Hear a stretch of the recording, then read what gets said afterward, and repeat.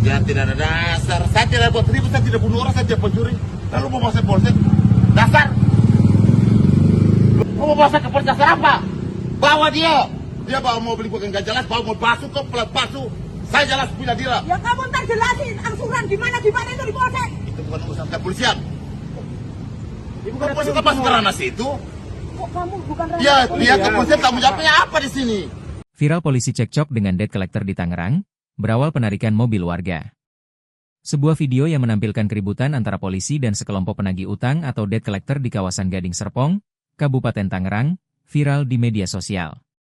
Dalam potongan video yang diposting akun Instagram Kabar Serpong itu, terlihat sejumlah anggota kepolisian beradu mulut dengan para penagih yang hendak menarik paksa mobil milik warga.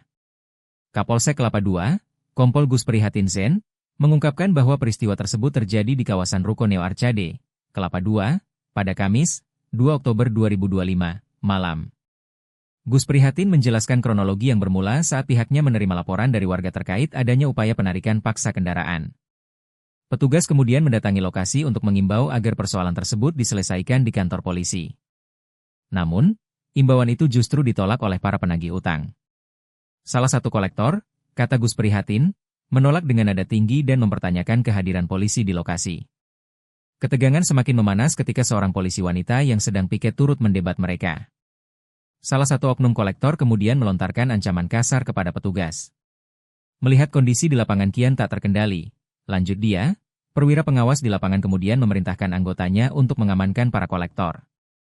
Namun, mereka melarikan diri menggunakan mobil dan sepeda motor. Gus Prihatin menegaskan bahwa pihaknya akan menindak segala bentuk aksi premanisme yang berkedok penagihan utang. Dia menyebut identitas para kolektor sudah dikantongi dan kini dalam pengejaran.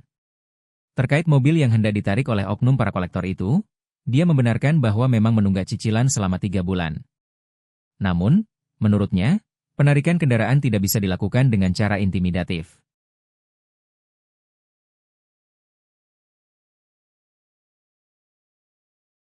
Download Tribun X sekarang, menghadirkan lokal menjadi Indonesia.